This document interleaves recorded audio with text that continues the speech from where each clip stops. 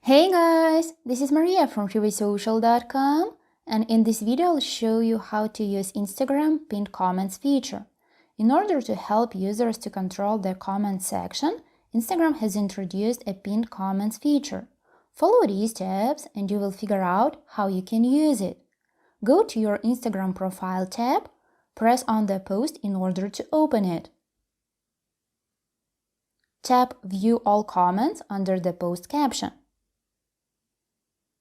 Click and hold on a specific comment that you would like to pin. After that, hit the push pin icon at the top of the screen, and the comment will appear at the top of your comments thread. If you want to unpin the comment, simply press and hold on that comment.